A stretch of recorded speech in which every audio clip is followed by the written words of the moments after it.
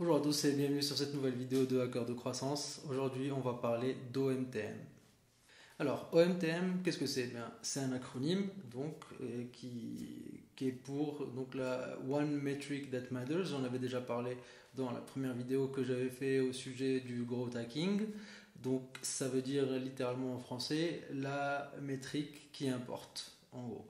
Donc, pour définir un petit peu ce que c'est, eh bien, c'est une métrique unique. Donc, les métriques, qu'est-ce que j'entends par là pour expliquer? Eh bien, c'est les valeurs, les KPIs. Donc, je ne sais pas comment l'expliquer en français, quoi. Mais en gros, c'est comme le taux de conversion est une métrique, le taux de clic est une métrique, les pages vues sont une métrique, les visiteurs uniques sont une métrique, etc. Vous voyez un petit peu l'idée. Donc voilà, l'OMTM, c'est une métrique unique qu'on va choisir d'analyser pour notre business. Donc voilà, ça permet donc au lieu d'avoir 10 métriques différentes à suivre, eh bien on va essayer d'en choisir une qui est généralement liée à toutes les autres. Donc, si on devait la formuler, la formule inclurait aussi tout plein d'autres métriques. Donc, c'est ça qui est important parce que sinon, ça marcherait pas en gros. Et c'est aussi l'OMTM, c'est aussi une valeur qui peut changer le long du projet. Donc, ça dépend si on est en pleine phase de lancement d'un projet ou d'une campagne, eh bien, on peut avoir une OMTM spécifique pour cette phase-là. Et si le projet est bien établi ou la campagne marche bien et qu'on veut optimiser autre chose, qu'on veut passer sur augmenter les referrals ou un autre levier, se concentrer sur un autre levier, eh bien, c'est tout à fait possible de changer d'OMTM plus tard. Alors pourquoi on utilise une OMTM? Donc, je vais utiliser le raccourci, l'acronyme, hein, je mettrai la définition dans un petit bandeau en dessous. Donc, pourquoi utiliser une OMTM et pourquoi c'est important? Eh bien, il y a plusieurs avantages qui sont. Le premier, c'est que ça nous force à nous poser la question de quel est le but principal? Quel est le but principal qu'on essaie d'atteindre? Qu'est-ce qu'on essaie de faire? Est-ce qu'on essaie de récupérer plus de membres? Est-ce qu'on essaie d'augmenter le chiffre d'affaires? Est-ce qu'on essaie d'augmenter le profit? Est-ce qu'on essaie de choper le maximum de leads possible sans peu importe le profit ou le ROI dessus, etc. Donc dès le départ, ça nous oblige à vraiment bien définir qu'est-ce qu'on essaye d'accomplir avec notre projet. Voilà, ça c'est le premier avantage. Le deuxième, eh bien, c'est que ça force aussi, une fois qu'on a répondu donc à cette question, ça force aussi à définir les objectifs et à mettre des limites. Vous savez, comme moi, si vous avez déjà lancé des projets sur le web, eh bien, dès qu'on commence à lancer le projet ou on commence à bosser dessus, on est toujours en ébullition dans notre cerveau, on a toujours plein d'idées, on a toujours plein de choses qu'on a envie de faire.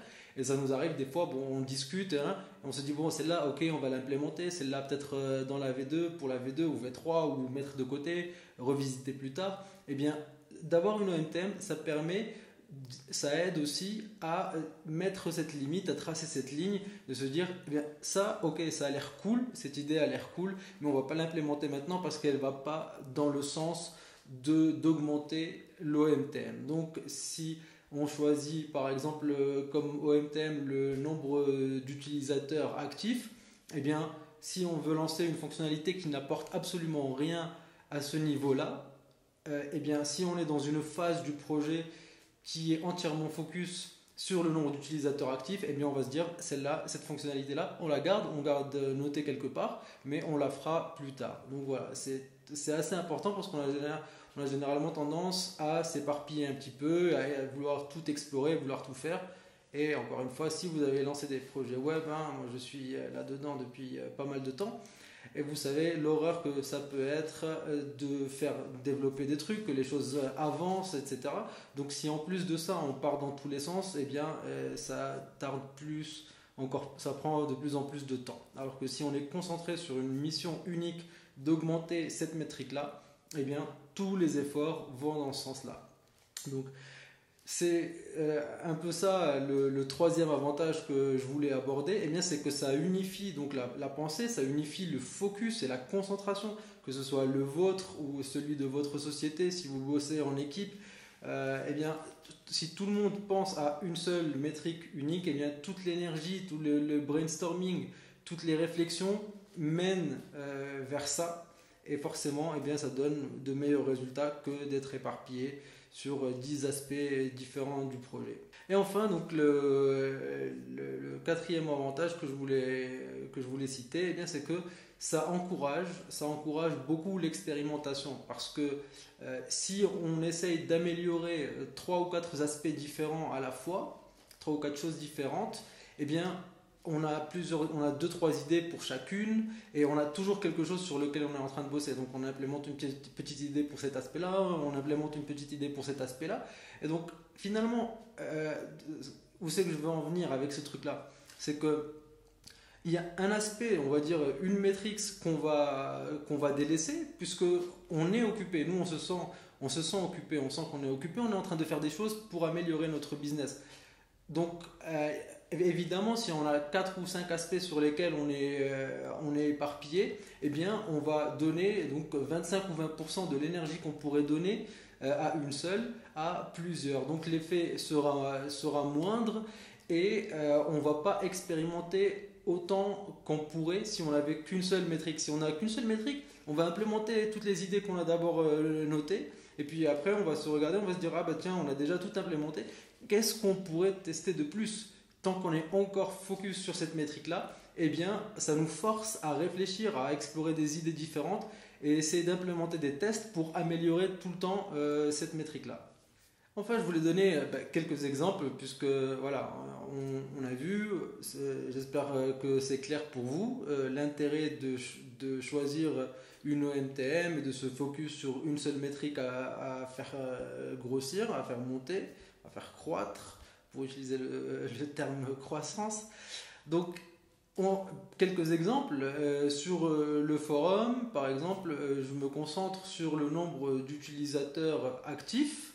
Donc c'est une métrique qui me permet de voir, contrairement à là où il y a quelques années, j'aurais peut-être regardé le nombre d'utilisateurs, tout simplement, ou le nombre de membres, sans inclure dans cette variable-là, en fait, l'engagement de ces personnes-là, qui au final, parce que on pourrait être 10 000, je pourrais avoir 10 000 emails dans ma base de données. Si au final, ils ne participent pas à la communauté, eh bien, le projet ne progresse pas, le projet ne grossit pas, le projet, voilà. Finalement, c'est ce qu'on appelle des vanity metrics, donc c'est des mesures de vanité, donc les pages vues, ce type de choses. Évidemment, c'est des métriques qu'on a envie de regarder, c'est toujours bien de garder un œil. Je ne dis pas qu'il faut absolument tout négliger, c'est juste que ça n'impacte pas vos décisions et ce sur quoi vous concentrez votre énergie. Un autre exemple que je voulais donner, par exemple pour les SaaS, donc les software as a service, donc généralement eux utilisent ce qu'ils appellent le MRR, donc le monthly recurrent revenue, donc ça veut dire combien de CA récurrents ils font chaque mois. Donc ça leur permet, non seulement c'est une formule, c'est un chiffre qui inclut le nombre de nouveaux clients, mais aussi le nombre d'anciens clients qui continuent à utiliser le service. Donc c'est une métrique qui regroupe un petit peu tout ça. Et surtout, je voulais donner un exemple aussi par rapport à ce qui nous intéresse, donc par rapport à ce qu'on fait dans l'affiliate marketing, pour parler spécifiquement de ça.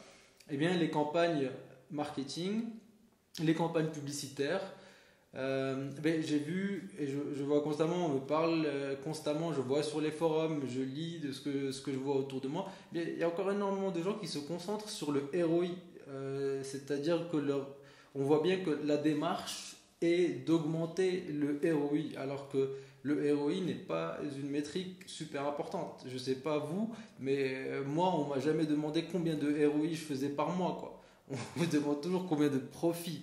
Donc voilà, je vois des personnes qui, si on fait 500% de ROI, et on a l'impression que si on va payer un petit peu plus, on augmente le prix qu'on paye pour le trafic sur la campagne, eh bien on pourrait passer qu'à 300. Oui, mais si on a multiplié par 2 le volume 300% de ROI peut donner 1000 $ de profit, là où 500% de ROI pourrait n'être que 300 $ de profit. Je ne sais pas si j'ai utilisé 300 $ dans le premier exemple. Bref, ça serait moins en gros. Vous voyez un petit peu l'idée. Donc voilà. Donc pour conclure, j'espère que j'ai été assez clair. Je commence à peine à faire un petit peu des vidéos un peu plus techniques, à parler de metrics, de formules et de choses comme ça. C'est pas toujours évident de l'expliquer clairement, et avec mes talents de monteur, c'est pas forcément plus évident non plus.